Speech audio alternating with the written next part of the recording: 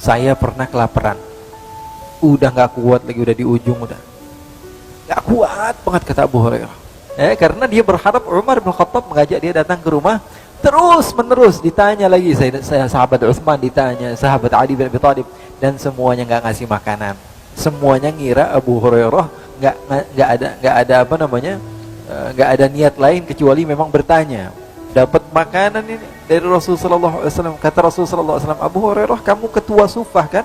Iya wahai Rasulullah, kamu panggil ashabu Sufah semuanya biar ikut kebagian minum susu ini. Inna lillahi wa inna ilaihi raji'un. Lalu kata Rasulullah, wahai Abu Hurairah, kamu duduk, kamu minum. Abu Hurairah minum. Kata Abu Hurairah, alhamdulillah nih, bikin lumayan nih. Kata Rasulullah, isyrab, minum lagi. Kata Rasulullah, isyrab, minum lagi. Kata Rasulullah, isyrab, minum lagi. Isyrab, minum lagi. Sampai kata Abu Hurairah, fa wallahi ya Rasulullah ma ajidu maslakan. Ya Rasulullah, saya sudah enggak dapetin tempat lagi buat naruh susu ya Rasulullah.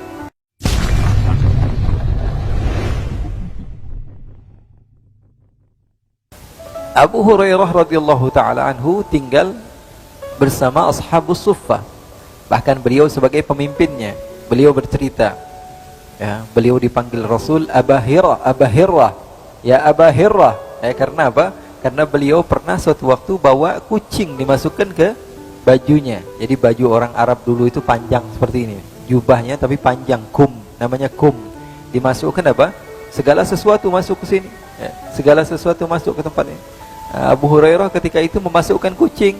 Kemudian Rasulullah SAW tanya, apa itu hai Abdurrahman? Katanya, ini kucing ya Rasulullah. Ya Aba Hirrah, kata Rasulullah, wahai bapaknya kucing. Dari situ beliau dipanggil Abu Hurairah radhiyallahu taala anhu wa 'anil jami'. Abu Hurairah pernah cerita, saya pernah kelaparan, udah nggak kuat lagi, udah di ujung, udah nggak kuat banget, kata Abu Hurairah. Akhirnya siapa orang yang saya sangat harapkan? Abu Bakar, rumahnya nggak begitu jauh. Ya, saya muter cari Abu Bakar. Apa yang saya lakukan? Pertama, saya sudah tahan, saya tidur berbalik seperti itu, masih lapar, kata Abu Hurairah. Saya ambil batu, saya ikat sehingga apa? Saya kencangkan perut saya masih lapar, saya nggak kuat. Akhirnya saya datangi sahabat-sahabat. Di antara yang saya lihat pertama kali, Abu Bakar ada di depan rumahnya. Saya datangi bergegas. Saya tanya, Abu Bakar, labbaika ya Abu Hurairah. Kenapa wahai Abu Hurairah? Saya mau tanya, padahal pengen minta makan. Abu Hurairah yang cerita. Saya pengen tanya apa? Saya pengen tanya tentang ayat yang ada di dalam Al-Quran. Ya, ini asbabun nuzulnya bagaimana wahai Abu Hurairah? Kan engkau adalah orang yang lama hidup dengan Nabi. Ayatnya begini bunyinya gimana? Dijawab sama Abu Hurairah, sama Sayyidina Abu Bakar As-Siddiq dengan jawaban yang panjang. Ya. Dan setelah jawabannya panjang, wahai Abu Hurairah, apakah ada pertanyaan lagi? Kata Abu Hurairah, udah nggak ada wahai Abu Bakar. Akhirnya Abu Hurairah pergi. Padahal niatnya apa? Habis ditanya, kamu sudah makan apa belum? Biasanya kan ditanya begitu. Anak santri nih tinggal sama Nabi, ya, biasanya ditanya, udah makan apa belum? Tadi dikasih makan apa? Belum, ya udah makan di rumah, begitu kan? Begitu, harusnya begitu, ngasih kode. Tapi Sayyidina Abu Bakar nggak paham ketika itu. Ada pertanyaan lagi, kata Sayyidina Abu Bakar, kata Abu Hurairah, Sayyidina Abu Hurairah, nggak ada wahai Abu Bakar. Takut kepanjangan lagi jawabnya. Akhirnya Sayyidina Abu Hurairah cari Sayyidina Umar. Wahai Umar, kau faham tentang urusan-urusan fikih dan semisalnya. Saya mau bertanya, ada si fulan bin fulan begini dan begini, hukumnya bagaimana? Dijawab dengan detail oleh Sayyidina Umar. Kemudian setelah itu ada pertanyaan lagi, wahai Abu Hurairah. Kata Abu Hurairah, tidak ada. Karena dia berharap Umar bin Khattab mengajak dia datang ke rumah. Terus menerus ditanya lagi, saya sahabat Utsman ditanya, sahabat Ali bin Abi Thalib, dan semuanya nggak ngasih makanan. Semuanya ngira Abu Hurairah nggak ada apa namanya, nggak ada niat lain kecuali memang bertanya.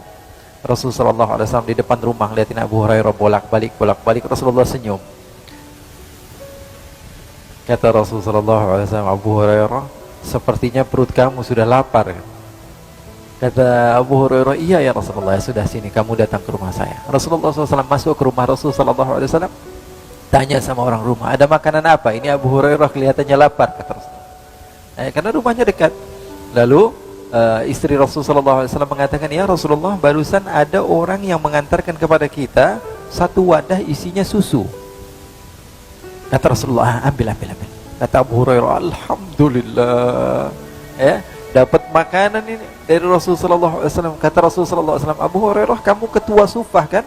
Iya wahai Rasulullah, kamu panggil ashabu Suffah semuanya biar ikut kebagian minum susu ini. Inna lillahi wa inna ilaihi raji'un. Niatnya pengen minum sendirian, habis itu selesai kenyang enak tidur ini.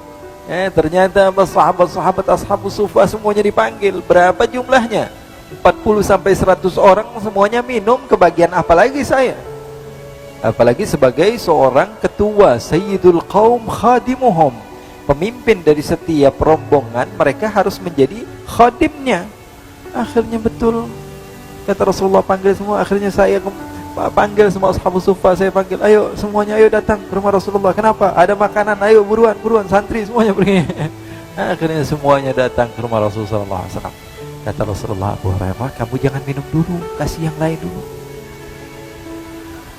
Jadi Abu Hurairah bagiannya apa? Bagian megangin doang, lihat orang lain minum.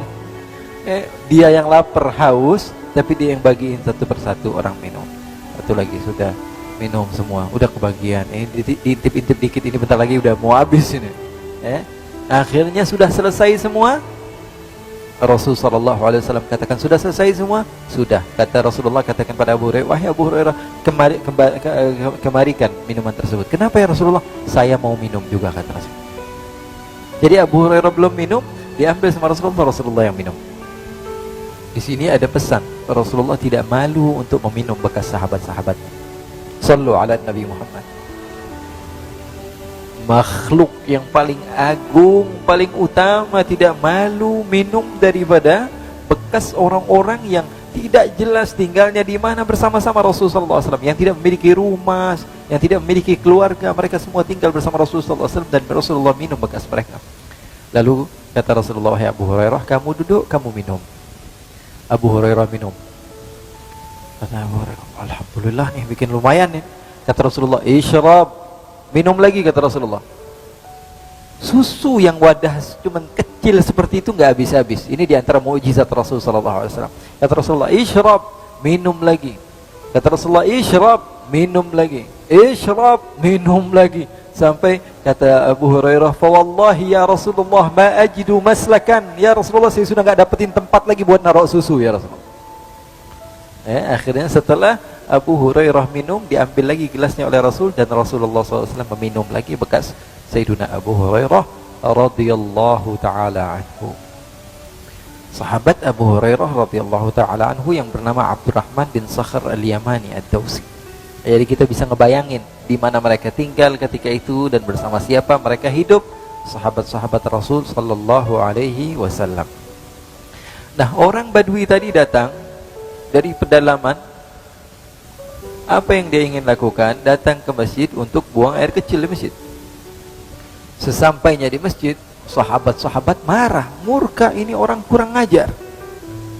Masjid Rasul sallallahu alaihi wasallam digunakan untuk buang air kecil. Semua sahabat mendatangi orang tersebut sehingga mau dipukul ini orang. Kurang ngajar, melecehkan rumah Allah Subhanahu wa taala. Rasulullah seketika datang, kata Rasulullah, biarin dia buang air dulu. Selesai dia buang air. Dan Rasulullah cerdas, Rasulullah pintar. Kalau orang lagi kencing, buang air kecil, dikejar, apa yang terjadi? Satu masjid akhirnya najis. Tapi Rasulullah SAW biarkan selesaikan di situ. Jadi kita ketahuan di mana najisnya di satu tempat. Kadang-kadang kan kita kalau marah nggak mikir lagi, yang penting marah. Ini untuk agama, ini masjid dilecehkan. Akhirnya dengan perbuatan dia malah masalah menjadi melebar. Yang tadi harusnya di satu tempat, tapi akhirnya malah najis di mana-mana. Akhirnya setelah itu kata Rasulullah SAW, kamu teruskan buang airnya. Setelah itu Rasulullah perintahkan beberapa sahabat untuk membersihkan masjid tersebut. Badui ini mendatangi Nabi. Ya rajul, ditarik Rasulullah. Kenapa, kata Rasulullah? Kamu ini Muhammad sepertinya ya. Iya, kata Rasulullah, saya Muhammad. Saya Muhammad, kata Rasulullah. Kamu mau apa, katanya? Kamu adalah Nabi, saya beriman kepada Allah dan beriman kepada kamu. Tapi saya dapati sahabat-sahabat kamu galak semuanya. dan kamu orangnya baik. Kamu mau apa, kata Rasulullah SAW? Angkat tangan kamu sekarang. Rasulullah dipaksa untuk angkat tangan. Kenapa, kata Rasulullah? Angkat saja. Rasulullah angkat tangan. Saya mau berdoa, kata Badui.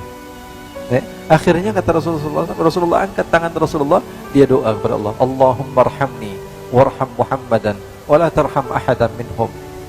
Ya Allah, sayangi saya, sayangi Muhammad yang sudah baik sama saya, tapi yang jahat-jahat sama saya tolong jangan. Maka Rasulullah SAW tertawa ketika mendengar doa si Badui tersebut. Jadi kehidupan Rasulullah SAW menarik, gitu ya. Kehidupan Rasulullah SAW begitu indah, kehidupan Rasulullah SAW begitu cerah. Kehidupan Rasulullah SAW, sahabat Ibn Umar ditanya, apakah sahabat mereka yadhakun, mereka tertawa? Kata Ibn Umar, na'am yadhakun. Mereka tertawa, tapi hati mereka dengan keimanan seperti gunung yang kokoh tidak akan tergoyangkan. Mereka tertawa di siang hari, tapi di malam hari mereka seperti orang-orang yang layu dan menangis di hadapan Allah Subhanahu wa ta'ala. Mudah-mudahan Allah Subhanahu wa ta'ala berikan kepada kita keberkahan dari kisah-kisah baginda Rasulullah SAW, dan insyaallah di minggu yang akan, bulan yang akan datang, insyaallah kita akan bercerita kemarin tentang ibu bapak Rasulullah SAW ketika menikah. Jadi kita kisah ini dari awal, tapi masih sampai Rasulullahnya belum lahir. Nggak apa-apalah, kita cerita sedikit demi sedikit, dan insyaallah kita khatamkan sampai Rasulullah SAW hijrah ke kota Madinah dan seterusnya sampai kita memahami betul siapa itu baginda Rasulullah SAW, dan kita memahami kisah hidup baginda Nabi besar Muhammad sallallahu alaihi wasallam. Ada sedikit waktu mungkin tanya jawab sebelum salat. Tafadhal, silakan.